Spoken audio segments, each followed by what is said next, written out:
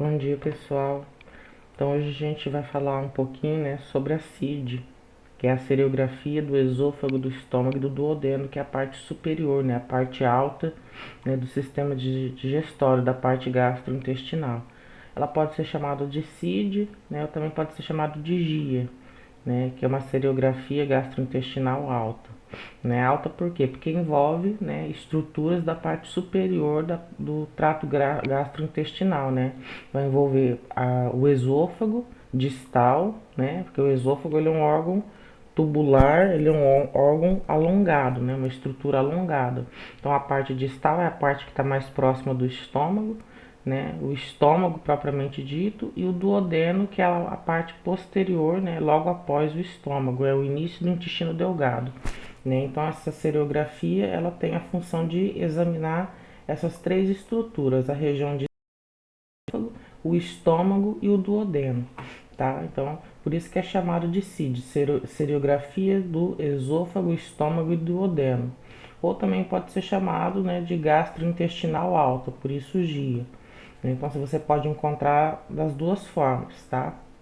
Então basicamente, né, os órgãos do sistema digestório são esses aqui, ó. A gente tem o esôfago, né, que é esse órgão tubular aqui, alongado, né? Então nós temos essa região que é a região mais próxima aqui do estômago, né, que é o esôfago distal, né? O que está mais próximo à região da cavidade oral da boca é o esôfago proximal. Então o objetivo da CID é começar a avaliar do esôfago distal em diante. Né? Então é o esôfago distal, o estômago e o duodeno, que é a região, né, logo posterior ao estômago, que é a primeira porção do intestino delgado, tá?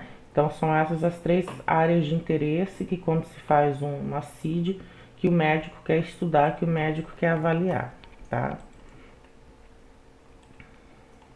Né? Então aqui a gente tem a definição, um exame radiológico contrastado, né, da porção distal do esôfago, do estômago e do duodeno, com o objetivo de avaliar a forma, né? Então eles querem estudar a forma e a função, né? Então quer verificar o formato, se o formato permanece anatômico, se tem alguma estenose, algum estreitamento, né? Se a função deles, né, se eles estão funcionando corretamente, né? Pela passagem do contraste, o médico consegue fazer essa avaliação, tá? O contraste nesse caso que é utilizado é o bário, né? O mesmo contraste que a gente usa para fazer, né, o esofagograma é a mesma coisa, uma esofagografia é o mesmo tipo que é o bário, tá? Aqui na CID a gente também vai usar o bário.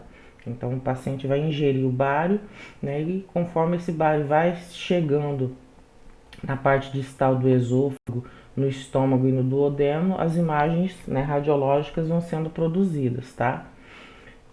Também tem a função de detectar, né, as condições anatômicas e funcionais anormais. Então, ele vai verificar se o contorno anatômico dos órgãos estão corretos, se a forma do órgão está correta, né, ou se ele tem alguma anormalidade, alguma deformidade, né, alguma malformação, e se ele está funcionando corretamente também. Né? Se a passagem, pela passagem do contraste, né, o médico consegue fazer toda essa avaliação, de tanto de função quanto da parte anatômica, tá?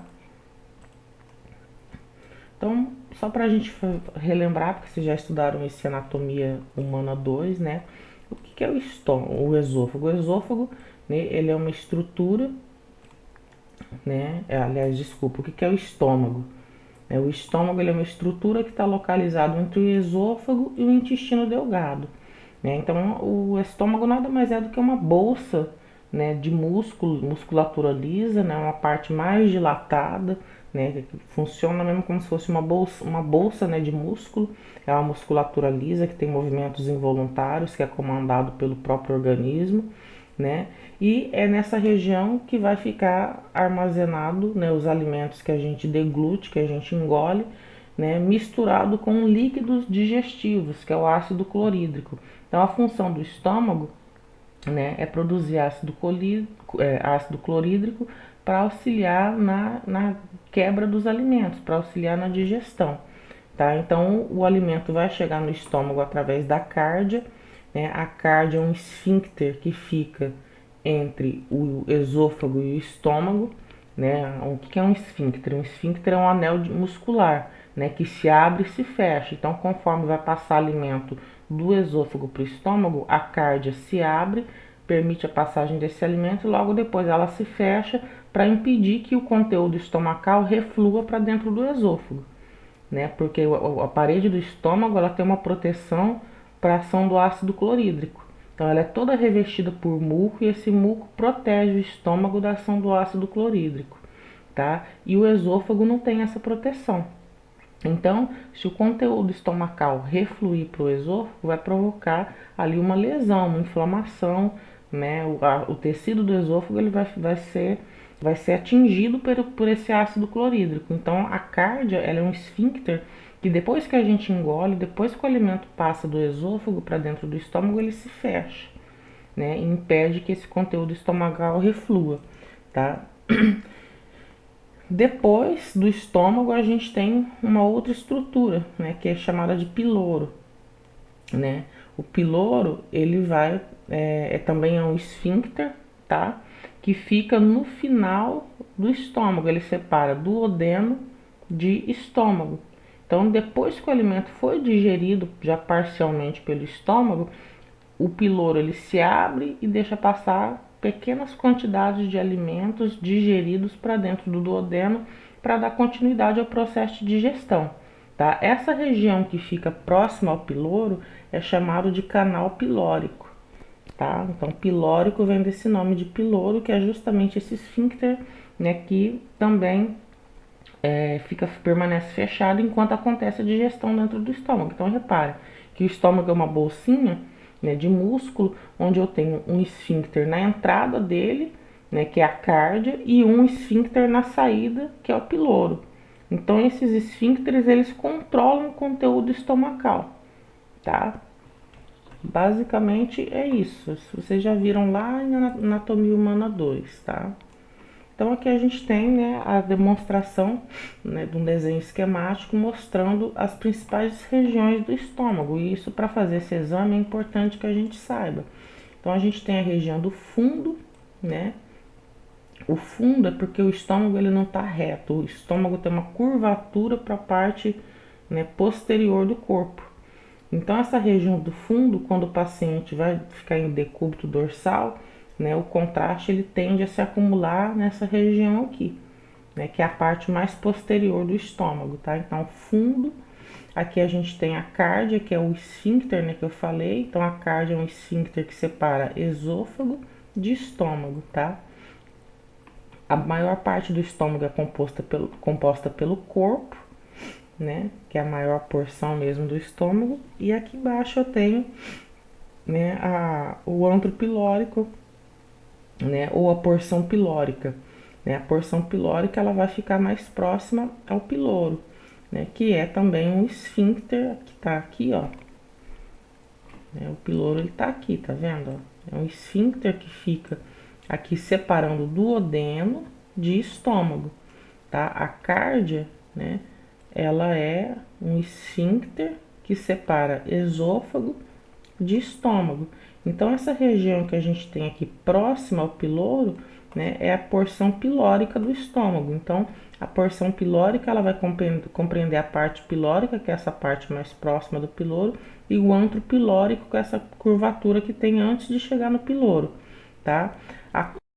O estômago ele tem duas curvaturas, a parte interna dele é uma curvatura menor e a curvatura maior, que é a parte mais externa, tá? Aqui a gente tem uma CID, né, uma imagem de uma CID. Então, quando a gente observa essa imagem, repare que a gente consegue identificar, quando o estômago está contrastado, as regiões que a gente está vendo aqui nesse desenho esquemático. Então, olha aqui, ó, tem o esôfago aqui. Se você observar, você vai ver a sombra do contraste, né, aqui no esôfago, ó, mais clarinho, tá vendo? A região do fundo, que é essa parte que está preenchida por ar. Por quê? Porque nesse caso o paciente deve estar em ortostática. Então, quando ele está em ortostática, o que vai acontecer com o contraste? Ele vai ficar alojado na região do corpo, né, e da porção pilórica. Por isso que a gente está vendo essa região mais preenchida. O ar ele tende a subir, né? É a mesma coisa quando a gente faz um exame de tórax, se você observar, a gente vê a bolha gástrica à esquerda, né? Por quê? Porque o ar sobe e vai formar aquele nível hidroaéreo. Aqui a gente também tem, né, o ar acumulado aqui na região do fundo do estômago, mas repara que o contraste ele está bem aderido às paredes estomacais que você consegue ver o contorno do estômago, tá? Aí nós temos o corpo, né, do estômago que é a maior parte. Aqui no finalzinho tem o antro pilórico, tá vendo? Olha, o esfíncter pilórico, né? E aqui eu já tenho a região do duodeno, que já é a parte do intestino, tá? Curvatura menor do estômago e curvatura maior. Então repara que o médico ele consegue ver todo o contorno do estômago, né? E consegue ver também a parte, né, do duodeno aqui, consegue ver o contorno também do esôfago, tá? Então a CID ela tem esse objetivo. Repara que a gente consegue visualizar com bastante clareza, né, todo o contorno do estômago. Então, se tiver algum estreitamento, alguma normalidade anatômica, o médico vai conseguir perceber aqui também, tá?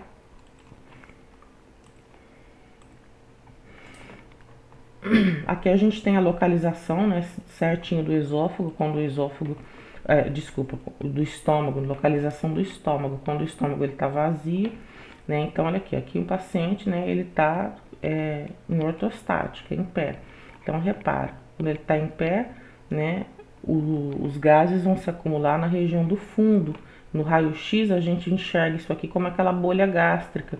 Olha aqui, ó, diafragma, né, e a bolha gástrica aqui, ó. Então a bolha gástrica ela fica acumulada, né, o ar fica acumulado no fundo do estômago, que é essa região aqui, mais superior do estômago. O corpo, né, que é a maior parte do estômago, e aqui a gente tem a porção pilórica, né, que é a região do estômago antes do piloro, que é a válvula pilórica aqui. E aqui a gente tem a cardia, tá? Isso aqui é uma vista em AP, uma vista anterior, e aqui é uma vista em perfil, né? Em perfil, olha aqui, ó, eu vejo o fundo, né, o corpo, a porção pilórica, esôfago e aqui embaixo o duodeno, tá?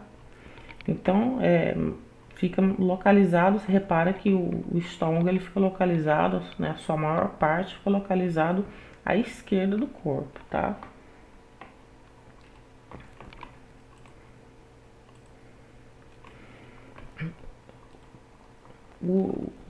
A gente vai ver como é que funciona essa distribuição do contraste, né?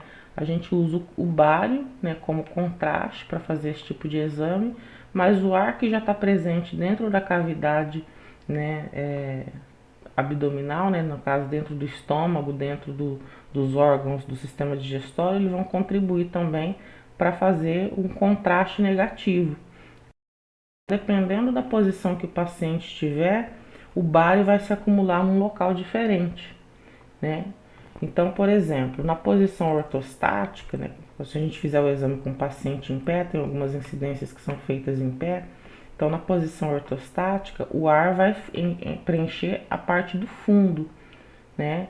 Então, o ar vai ficar localizado na parte do fundo. Então, quando você olha o exame e percebe que o fundo tem a presença de ar no fundo do estômago, significa que o paciente está em ortostática, né? O bário, como ele já tem um líquido, né, ele já tem um determinado peso, pela ação da força da gravidade, ele vai se acumular na parte mais inferior do estômago, que é o corpo e a porção pilórica, tá? Dependendo da quantidade de bário que o paciente tiver ingerido, né? Então você vai ver a porção pilórica preenchida e vai ver a região do corpo do estômago também preenchido por ar. Quando o paciente estiver em decúbito ventral, né, o ar ele vai ficar localizado basicamente no fundo, né, do estômago. O bário vai ficar localizado na parte inferior do corpo, né, e também na porção pilórica. Eu vou mostrar nas imagens para vocês. E se o paciente ficar em decúbito dorsal, o bário vai ficar, né, seguirá para o fundo, né, então vai ficar preenchido por bário fundo, né, e o ar vai ficar na extremidade distal do estômago, tá? A gente vai ver isso na imagem para poder explicar melhor para vocês. Então, dependendo da posição do paciente, o ar se acumula num local diferente. Aqui a gente consegue ver, ó, que tá pretinho na imagem é o ar, tá? Tudo que tiver escurinho é o ar e o que tiver branco é como se fosse o contraste, tá? Então, olha aqui, ó. Quando o paciente está em decúbito dorsal, né, deitado de costas lá na mesa de exame, né, o bário ele vai ficar acumulado na parte do fundo do estômago, tá vendo? E o ar vai ficar na região pilórica, na parte mais distal do estômago, não tá vendo? É como se a metade do estômago para cima ficasse preenchida por bário e metade do estômago para baixo vai ficar ocupado pelo ar, tá? Se o paciente tiver em decúbito ventral, né? Decúbito ventral, olha aqui, o bário vai ficar localizado, né, na região do corpo e na porção pilórica. Tudo isso que tá branco aqui é bário. E olha onde é que vai ficar o ar, ó. Vai ficar no fundo, tá vendo? Mas vai ficar bem pouquinho, a maior parte vai estar preenchida pelo bário.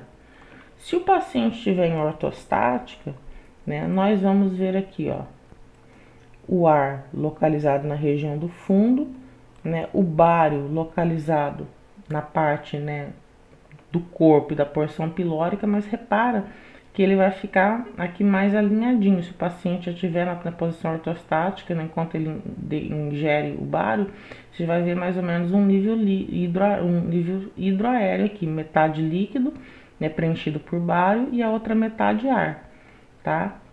Então, dependendo da posição, a gente consegue visualizar o bário e o ar numa posição diferente, tá? A gente vai ver isso depois nas imagens de raio-x mesmo, como é que aparece.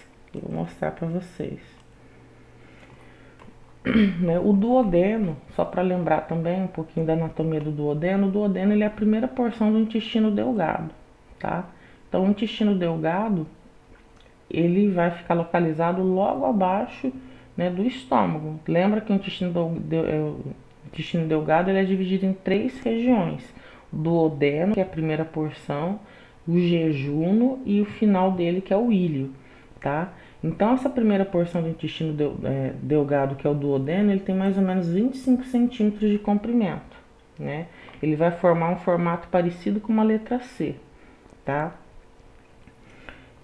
Aqui, ó, tem um formato de uma letra C e é dividido em algumas partes. Tem a porção superior, que é o bulbo duodenal, né, a porção descendente, porção horizontal e a porção ascendente. Eu vou mostrar na imagem para vocês, tá?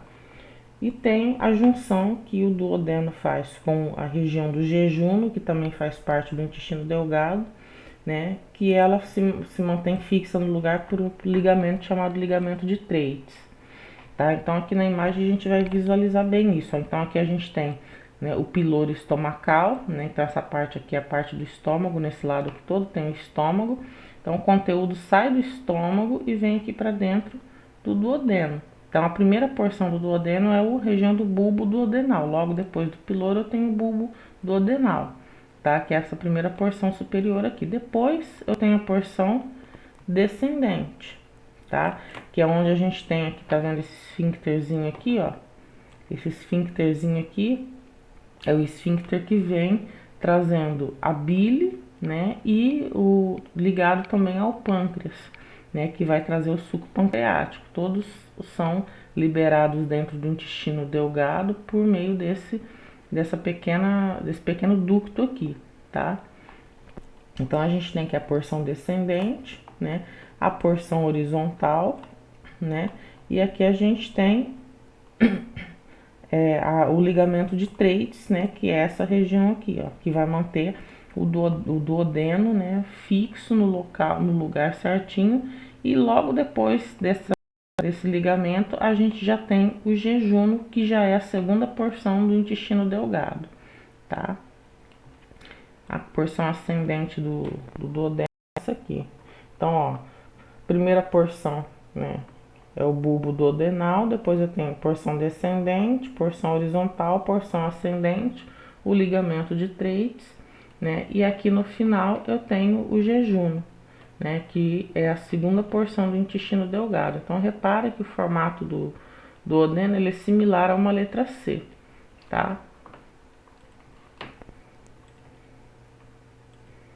Então, aqui, ó, a gente tem um exame contrastado, né, uma CID. Então repara que eu tenho, ó, o esôfago, tá? Aqui eu já tenho a junção, né, da cardia, ó, aqui, ó, nessa região, né? A junção da cardia, que é o esfíncter. Você repara que ela não está contrastada, por quê? Porque é um anel muscular, então o contraste está dentro do esôfago e no estômago. Então, conforme esse contraste ele vai descendo, ela se abre e deixa passar aqui para dentro do estômago, tá? Aqui eu tenho a curvatura menor do estômago, a curvatura maior, a região do corpo, o fundo, né? Aqui a gente tem o piloro, a porção pilórica do estômago, e aqui a gente já tem o duodeno, tá? Então, se você reparar, a gente consegue visualizar perfeitamente as estruturas do estômago. Essa outra parte inferior aqui já preenchida por contraste, já é o jejum, tá? Porque o paciente está ingerindo contraste, né? E a peristalse está empurrando esse contraste ao longo de todo o sistema digestório, né? Então, dependendo da quantidade de contraste do tempo de exame, é normal esse contraste ir caminhando ao longo do intestino delgado, tá? Mas repare que a parte mais contrastada aqui é o estômago.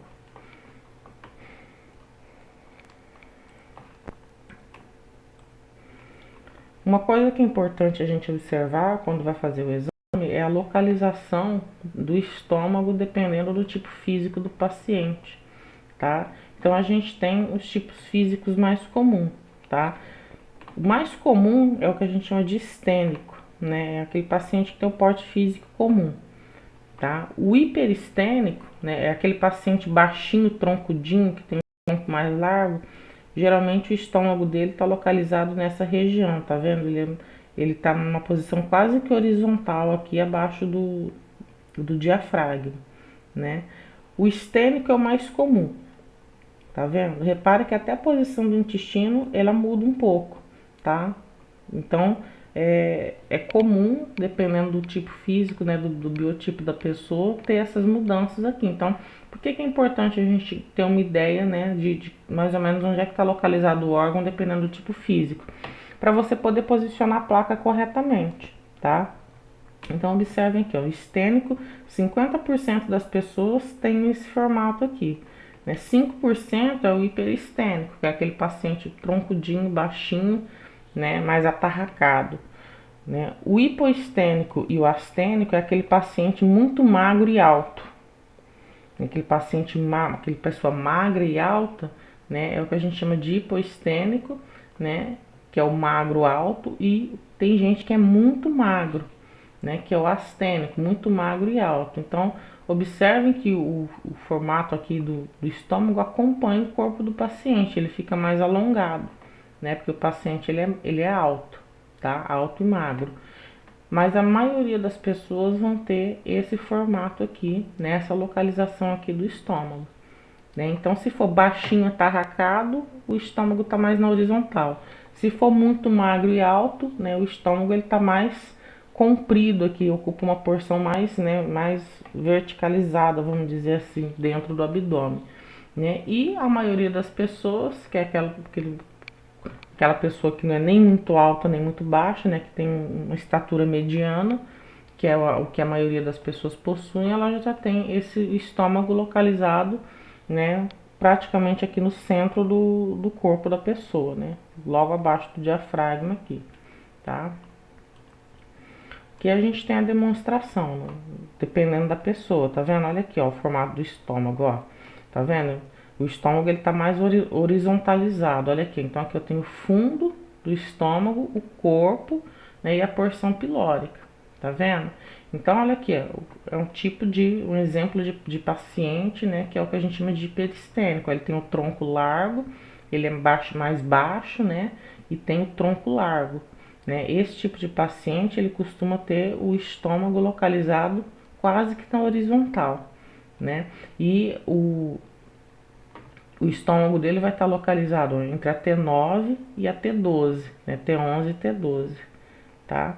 Então é um ponto de referência, né, para você fazer o posicionamento correto, tá? Na hora de fazer o exame. Então, observe que a posição do estômago é diferente, tá? Aqui no indivíduo estênico, que é o tipo físico mais comum, é a pessoa de estatura mediana, né? Que a maioria das pessoas tem esse formato. Então, olha aqui, ó, o fundo do estômago, né? Aqui o corpo do estômago e a porção pilórica, tá? Então, observem que a porção pilórica, ela vai ficar na altura da L2, tá? Quando eu tenho o indivíduo, né, que é o hiperestênico, repara que a porção pilórica está na altura da T12, T11 e T12. Então ela está mais alta, né? No indivíduo que é estênico, ela está na altura da segunda vértebra lombar, da L2, porção pilórica, tá? O indivíduo que é magro e alto, né? Magro e alto, a porção pilórica vai estar mais embaixo ainda, vai estar entre L3 e L4. Então, olha aqui, ó, o fundo do estômago, tá vendo? Aqui é o corpo e a porção pilórica aqui. Então, observe que é bem diferente a disposição do estômago dependendo do tipo físico do paciente, né? E é importante a gente ter mais ou menos essa ideia na hora de posicionar a placa, tá? Para ficar mais fácil de localizar as estruturas, tudo que o médico precisa que apareça na imagem. Para que é feito esse exame? Esse exame tem poucos lugares que fazem hoje em dia, mas ele ainda é feito, tá? Para que ele serve? Né? Para identificação, diagnóstico de úlcera, né? Se o paciente tiver alguma úlcera gástrica, né? Para estudo de hérnia de hiato, né? Aqui que é a hérnia de hiato. A hérnia é toda a estrutura anatômica, né, que está localizada fora da sua região anatômica normal. Então a hernia de hiato ela é um processo, porque o estômago ele ocupa a parte abaixo do diafragma, correto? Então, deixa eu voltar aqui num desenho aqui só para mostrar para vocês o que é uma hernia de hiato. Vou pegar aqui como exemplo. Então, repare, essa curvatura vermelhazinha aqui, ó, tá representando o que? O diafragma. Então, repara que o estômago ele tá sempre abaixo do diafragma, né? As três únicas passagens que tem do tórax para dentro do abdômen é o orifício da veia cava inferior, o orifício da aorta, né, que atravessa o tórax e vai passar pelo diafragma, vai chegar dentro do abdômen, e o orifício que vem ligado, que vai ligar o esôfago até o estômago. Então o esôfago ele vai vir aqui, ó, e vai se ligar aqui no estômago, atravessando o diafragma. São as três únicas passagens. O que às vezes acontece? Né? A hérnia de hiato é quando parte do estômago ela atravessa pelo espaço aqui do esôfago, ela atravessa e o estômago sobe e passa a ocupar parte, né, do tórax. Então ela sobe para dentro do tórax, a parte do estômago. Então forma um processo de herniação ali. Então geralmente a pessoa começa a ter alguns sintomas. Então, né, o estômago que deveria estar ocupando a parte abaixo do diafragma, parte dele sobe e passa a ocupar uma parte dentro do tórax, né? E aí o músculo diafragma, cada vez que a pessoa faz os movimentos respiratórios, ele pressiona o estômago. E a pessoa sente dor, sente refluxo, sente um monte de sintomas, né, que vão, dependendo da gravidade dessa hérnia, vão se agravando, né? Então, quando se faz esse exame contrastado, o médico consegue visualizar se a pessoa tem uma hérnia de hiato, né? Para casos de gastrite também, né, o médico consegue estudar, tá? Esses exames, hoje em dia, eu posso substituir por outros. A endoscopia digestiva, ela dá, né, uma visão interna mais detalhada de uma úlcera, de uma hérnia, de uma gastrite, tá? De câncer também, carcinoma gástrico, a CIG também detecta. Mas hoje em dia, né, o médico com a endoscopia, ele já vai fazer a endoscopia, ele consegue tirar pedaços de tecidos, né, para fazer biópsia. Então, para esse tipo de estudo, hoje em dia, é mais utilizado mesmo a endoscopia, tá? Para estudo também de divertículos, né? O que é o divertículo? O divertículo, eles são formação de pequenas bolsinhas dentro do estômago, né? Ou do duodeno, ou dos intestinos. Né? O divertículo ele pode dar em várias regiões do sistema digestório. Né? Então, esses divertículos também, né, eles conseguem ser diagnosticados pela CID. Formação de bezoares, né? Bezoar são restos de alimentos que não foram digeridos e que ficam presos dentro do estômago, né, ou dentro do duodeno, em alguma parte do sistema digestório. Né? Então, às vezes se forma ali esses restos de alimento, geralmente é semente de fruta, né, alguma massa mesmo ali de alguma coisa mais sólida, mais densa, que se forma dentro do estômago e vai ficar ali preso dentro do estômago, tá? Esses bezoares. Então, às vezes, né, ela forma uma massa e aquilo ali não consegue dar continuidade, não consegue seguir seu caminho natural, né? Que seria atravessar todo o intestino e ser eliminado pelas fezes, porque o tamanho dessa massa é maior do que o diâmetro de passagem ali do piloro. Então acaba às vezes ficando preso dentro do estômago. A pessoa às vezes tem isso e nem sente nada, né? Mas às vezes, dependendo do tamanho, pode começar a provocar incômodo, algum sintoma, né? E aí o médico acaba tendo que retirar. Então também dá para diagnosticar se tem a presença dessas massas, né, não digeridas dentro do estômago. Presença de pólipos, né? Os pólipos eles também são pequenas bolsas, né, que ficam localizadas também ou no estômago ou no intestino, né? O divertículo, eles são bolsinhas para a parte interna, tá? Os pólipos são ao contrário, para a parte externa. Então a gente tem, dependendo da região, eu tenho ou divertículo ou pólipo. Né? A estenose hipertrófica do piloro também, então se tiver um estreitamento do piloro, também dá para se estudar, né, fazendo uma CID, tá? Então são várias situações que ela pode dar um diagnóstico, tá? Mas hoje em dia existem vários outros exames que substituem esse tipo de exame, né? Então por isso que é um exame que é muito difícil hoje em dia, né, você encontrar clínicas que fazem isso. Mas existe e, né, apesar de ser difícil, mas ainda existe clínica que faz esse tipo de exame, tá? Mas você não faz um exame desse numa emergência, por exemplo, né? Geralmente são clínicas que trabalham com exames contrastados.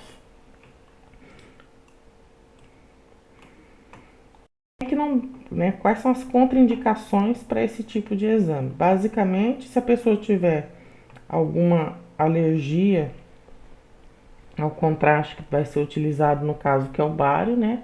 Se eu tiver alguma alergia, alguma coisa, né, não é recomendável de fazer, né? Se o paciente tiver alguma história de perfuração intestinal, uma úlcera perfurada, também não é recomendável fazer, uma laceração ou ruptura de vísceras, né, de órgãos, né? Porque nesse caso o uso do sulfato de bário ele vai ser contraindicado. O sulfato de bário ele não é absorvido pelo corpo, tá? Quando você ingere, ele vai sair, né, ele vai entrar e sair no mesmo formato. O corpo não absorve, não faz nada com ele. Né? Então, por exemplo, se a pessoa tiver uma perfuração de órgãos, né, uma perfuração de estômago por conta de uma úlcera, uma perfuração intestinal, esse sulfato de bário ele pode cair dentro da cavidade abdominal, fora dos órgãos, né, fora do intestino, fora do estômago. E aí aquilo não vai ser reabsorvido e pode provocar uma infecção, né? E aí pode ser que o paciente até precise de cirurgia para fazer uma limpeza interna daquilo ali. Então, por isso que é contraindicado se a pessoa tiver suspeita de alguma perfuração intestinal, alguma laceração, né? Algum rompimento de vísceras. Então, se tiver isso, é contraindicado usar bário, né? Nesse caso, se for realmente necessário fazer o exame, se usa o contraste oral hidrossolúvel, tá? O contraste oral hidrossolúvel ele é absorvido pelo corpo. Então, se por exemplo ele extravasar para dentro da cavidade abdominal, não tem problema, que o corpo mesmo reabsorve e depois elimina ele, né? Então, por isso que é recomendável Se realmente for necessário um paciente com suspeita de perfuração intestinal, laceração de vísceras, se for indispensável que ele faça esse exame, a gente deve evitar usar o bário e usar o iodo, né, o contraste iodado hidrossolúvel, que assim, se acontecer um extravasamento, o corpo consegue reabsorver e consegue dar fim nesse contraste, tá? Como é que é o preparo do paciente para fazer esse exame? Primeira coisa, ele tem que estar numa dieta zero, né, por 8 horas antes do exame, de sólidos e líquidos, tá? Então não pode tomar nem sólido nem líquido, 8 horas antes do exame. Né? O paciente não deve fumar, se ele for fumante, ele tem que ser orientado a ficar sem fumar por essas 8 horas. Não chiclete, tá? Evitar ficar conversando e não pode escovar os dentes na manhã do exame. Por que isso tudo? Porque todo esse tipo de atividade aqui, fumar, conversar, né, escovar o dente, isso estimula a secreção gástrica. Então, cada vez que você faz essas atividades, é produzido suco gástrico, tá? E o suco gástrico, ele impede que o bário fique aderido às paredes da mucosa gástrica. Então, o bário não vai pegar direito na mucosa. Então, o médico não vai conseguir ver o contorno certinho do órgão. Por quê? Porque se tiver muito suco gástrico, né, se muito suco gástrico for produzido, o bário não vai ficar aderido à parede do estômago. Então, o médico não vai conseguir ver o contorno todo do estômago, tá? Então, por isso que é importante orientar o paciente, né, a evitar fumar, mascar chiclete, conversar e também não pode escovar o dente na manhã do exame, para evitar, né, que aumente a secreção gástrica e essa secreção gástrica aumentada prejudica a cobertura do bário, né, na mucosa gástrica, tá? O objetivo do preparo do paciente é ele chegar ao serviço de radiologia com o estômago completamente vazio. Então, ele não pode ter nada no estômago, ele tem que estar em jejum de 8 horas, inclusive de líquidos, tá? Remover qualquer objeto metálico, né, na região que a gente vai fazer o exame, isso a gente já está cansado de saber, isso vale para qualquer exame, né? Os agendados, então, né, que são esses exames que tem preparo, a gente tem que ter muito cuidado com isso. Então, geralmente, nesse tipo de exame, o paciente ele tira a roupa dele toda, né, e coloca uma roupa do serviço, para ter certeza que não tem nada atrapalhando ali na hora de fazer as incidências, tá? A gente sempre colhe uma anamnese do paciente, né, sobre os motivos pelos quais ele está fazendo aquele exame, né, o que, que ele está sentindo, né, quais são os sintomas que ele sente, por que, que ele foi recomendado aquele exame. É importante a gente, né, fazer essa anamnese, fazer as anotações na ficha do paciente e a gente depois também explica como é que vai ser o exame, né? Então é importante eu explicar para o paciente como é que vai ser o exame para ele não ficar ansioso, né? Porque é uma coisa que ele nunca fez, esperando o que, que vai acontecer. Então, sempre é importante conversar com o paciente sobre o exame.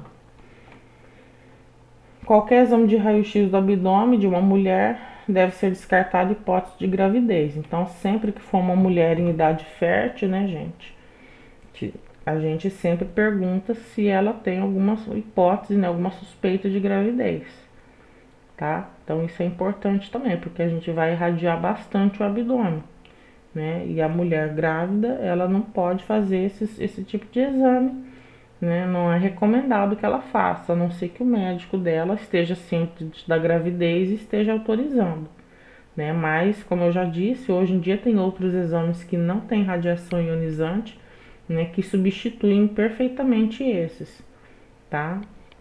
Então, de repente, o médico prescreve um outro exame para ela, mas a gente tem que estar atento, então sempre tem que perguntar se a mulher pode estar grávida, suspeita de gravidez, se ela chegou a conversar com o médico sobre isso tem que ser orientado, tá? Então aqui a gente tem um procedimento, esse exame ele pode ser feito, né, com fluoroscopia, que é aquela imagem que a gente obtém em tempo real usando um fluoroscópio, né, e ela também pode ser obtida usando, né, o raio-x na sala mesmo, um aparelho fixo, né, para obter as imagens mesmo, tá? Então, no caso da fluoroscopia, sempre começa o exame pela posição ortostática, né, com o paciente em pé. Então, o paciente vai tomar um copo de bário, né, bário bem diluído, né, que é o bário que a gente chama de fino. Ele vai tomar esse bário, né, e ele vai seguindo as instruções do médico radiologista, né, sobre quanto e quando beber. Geralmente a gente não faz esse exame sozinho na sala. O médico tem que estar junto, tá? Que é um exame contrastado, geralmente o médico está junto e o médico que vai olhando as imagens, que é uma fluoroscopia, o médico vai olhando as imagens e vai conversando com o paciente. Olha, dá um gole, né? Agora você vai beber continuamente. Então ele vai bebendo, deglutindo, né? Então, quem vai orientando isso aí é o médico radiologista. Nós só estamos lá para operar o aparelho, tá?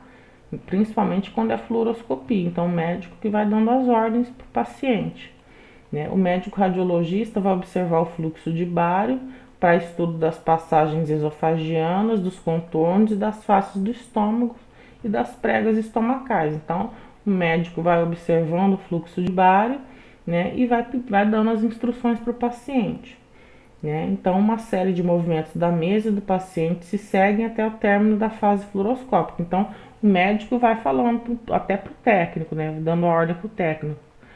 Faz movimento para tal, movimento tal. Então, a mesa geralmente tem aquele tampo vasculante, né? Então, o médico vai orientando o paciente, vai orientando o técnico o que ele quer que faça. Então, é um exame relativamente simples, né, na fluoroscopia. A gente só vai seguir a orientação do radiologista, né, o que é para fazer, o que não é, se é para subir a mesa, se é para descer a mesa, né. Então, se é para o paciente ficar, né, em ortostática, se é para o paciente ficar em decúbito ventral, se é para o paciente ficar em decúbito dorsal. Então, a gente só vai seguindo as orientações do médico radiologista quando o exame é de fluoroscopia, tá? Quando o exame de fluoroscopia termina, pode ser que o médico queira registrar algumas imagens. Ou pode ser também que esse exame seja feito sem fluoroscopia, só com registro de imagens também. Tem as duas possibilidades, né? Então, aí nesse caso, a gente tem algumas rotinas para fazer, né? O AP simples, né, de abdômen simples, que é um AP do abdômen para você observar se está bem posicionado o paciente, se ele está na posição correta, se está tudo certinho. E aí a gente faz uma oblíqua anterior direita, né, e um PA. Então é um AP, um oblíqua anterior direita e um PA, tá? E eu também posso fazer complementares se o médico pedir, um perfil direito, oblíqua posterior esquerdo e um AP, tá? Então, na oblíqua anterior direita, né, o AP simples é um AP de abdômen simples, né? Então, é um exame como a gente faz um AP de abdômen, tá? A oblíqua anterior direita, né, o paciente vai ficar em decúbito, né, e vai ficar na posição oblíqua, entre 40 e 70 graus, mais ou menos nessa posição aqui, ó. Então, observe, né, que é relativamente simples, ó. Você vai colocar o paciente em decúbito ventral, né, e vai apoiar o joelho dele aqui na mesa, né, apoiar o cotovelo na mesa, ele basicamente vai ficar na posição que a gente precisa, tá? Tá usando aqui, ó, um protetor, né, um aventalzinho de chumbo, uma proteção para a região dos ovários da paciente, né? E o raio central ele vai entrar sempre perpendicular, tá? Sempre mais ou menos na altura da L2, que é a região do bulbo duodenal, né? Então a gente sempre vai colocar na região do bulbo duodenal, né? Que no caso aqui para um paciente normal, né? De biotipo normal, né? A gente, que é o paciente estênico, a gente vai colocar na altura de L2, tá? Se for um paciente hiperestênico, a gente vai colocar na altura de T11 e T12, vai subir um pouquinho esse raio, né? Se for um paciente hiporestênico ou astênico, você vai ter que descer um pouquinho esse raio, porque, né, o bulbo duodenal vai estar na altura de L3 ou L4, né? Mas o L2 aqui é o meio caminho dessas duas regiões, tá? Então, na dúvida, a gente coloca na altura de L2, que L2 vai ser para a maioria dos pacientes mesmo. Talvez, dependendo do tipo da pessoa, você tenha que só subir ou descer um pouquinho o raio. Por isso que a gente faz o AP simples, para poder identificar certinho a posição da placa, se está tudo posicionado corretamente, para poder ver a anatomia, né, interna dos órgãos do paciente e conseguir colocar na posição correta o raio central, tá? Então aqui a gente tem a posição oblíqua, né? O filme que a gente usa, né, é o 24 por 30 ou o 35 por 35. Hoje em dia, gente, se usa mesmo 35 por 43, tá? Eu deixei dessa forma aqui porque é o que está na literatura, né? Mas hoje em dia, com o raio-x digital, se usa mesmo a placa 35 por 43, que vai pegar a região abdominal toda, tá? Nessa projeção, a gente vai obter uma imagem semelhante a essa aqui, ó. Então, ó, o fundo vai estar preenchido por ar. Repara aqui, ó, todo o contorno do estômago está com bário aderido. Então, isso é importante. Por isso que o paciente não pode fumar, não pode mascar chiclete, para evitar que o suco gástrico seja produzido em grande quantidade. E se isso acontece, o bário não vai ficar aderido como a gente está vendo aqui, ó, tá vendo? Fica tudo branquinho em volta, contornando todo o estômago. Então aqui é a região do fundo, o paciente está em decúbito ventral, né? Repara que é praticamente aqui, ó, fundo preenchido por ar, o corpo preenchido por bário, né? A região aqui do piloro, né? E aqui o bulbo duodenal, tá? E o intestino delgado e o jejum também já está preenchido, né? O paciente já está fazendo várias incidências. Então, aqui é uma imagem oblíqua anterior direita, ó. Né? A imagem em PA, né? Ela serve para visualizar pólipo, divertículo, bezoares, sinais de gastrite no corpo, no piloro, né? Que são preenchidos por bário. Então, nesse caso, a gente consegue estudar todas essas patologias aqui, tá? O paciente já está em decúbito ventral e em apneia expiratória. Todos os exames da CID a gente sempre faz em apneia expiratória. Então, o que é apneia expiratória? O paciente vai soltar todo o ar e prender, ao contrário do tórax. No exame de tórax, a gente fala enche o peito de ar e prenda. Né? Na apneia expiratória, o paciente tem que soltar todo o ar e prender a respiração, tá? O filme 24 por 30 ou 35 por 35, mas como eu já disse, hoje em dia com a radiologia digital a gente usa o 35 por 43 mesmo, né? Que é a placa padrão que tem no serviço. Essas aqui, a 35 por 35 nem usa mais na radiologia digital, né? Se usa bastante quando tem filme radiográfico mesmo, tá? Então aqui, ó, o paciente vai estar em PA, o raio vai entrar na mesma altura, na L2, né? Então aqui, ó, olha como é que está posicionada a placa. A placa vai ficar no meio do raio. Essa placa que eles estão usando aqui é uma 35 por 43, tá vendo? O numerador radiográfico aqui à direita do paciente, tá? Então olha aqui, ó. No PA, repara que a maior parte do estômago fica preenchida pelo bário, né? O fundo aqui, ó, tá preenchido por ar. Né? Mas repara que até parte do fundo está preenchido pelo bário. Então, isso aqui é uma imagem PA. O paciente tem decúbito ventral, tá? Olha a diferença, né, do paciente em oblíqua. O paciente está em oblíqua, repara, o contraste ficou acumulado aqui só na porção distal do estômago, tá? Quando você coloca o paciente em PA, olha aqui, ó, o bário ele se espalha pelo estômago, tá vendo? E passa a ocupar a maior parte do estômago. E aí o médico consegue estudar, né, com mais detalhes esse contorno do estômago, se tem algum estreitamento, alguma anormalidade, ele consegue visualizar, tá?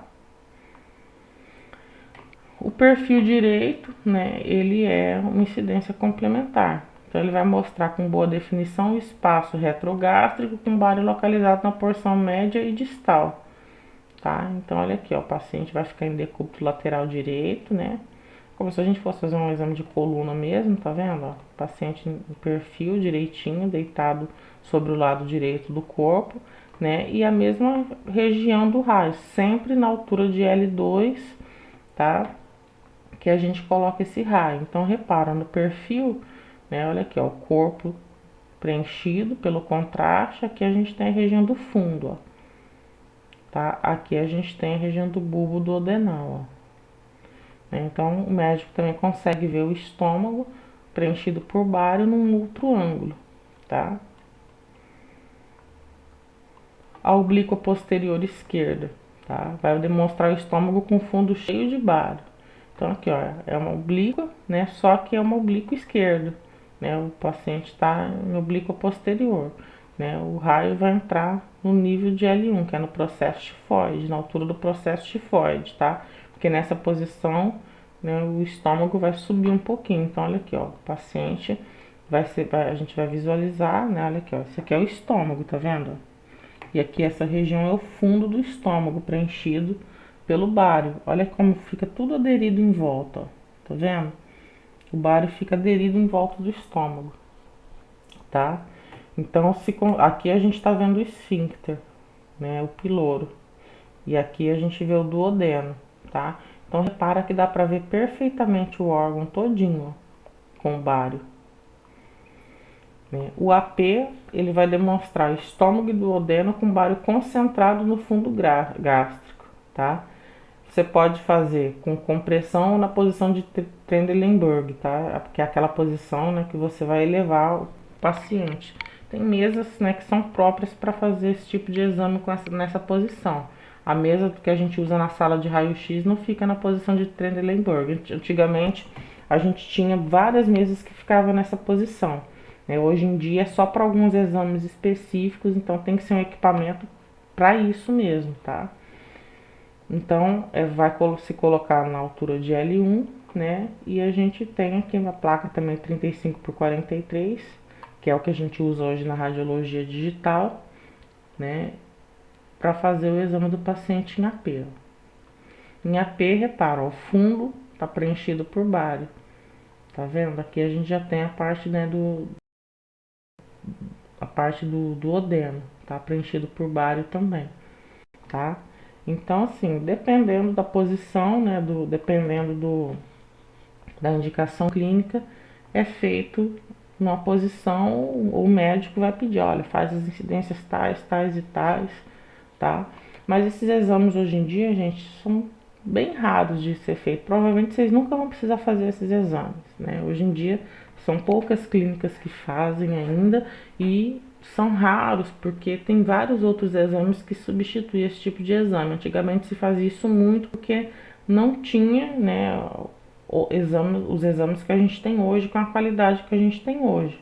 Hoje em dia os médicos preferem, né, para fazer esse tipo de estudo, a endoscopia. É o exame mais recomendado justamente porque ele vai dar uma visão interna do órgão todo, né? Ainda tem a chance de retirar partes, né, de regiões ali para fazer biópsia e fazer várias outras pesquisas, pesquisa de bactéria, pesquisa de câncer e outras coisas, né? Mas é importante a gente que vai trabalhar com a radiologia conhecer um pouco sobre esses exames, apesar de que nenhum de vocês vai fazer esse tipo de exame nem no estágio, né?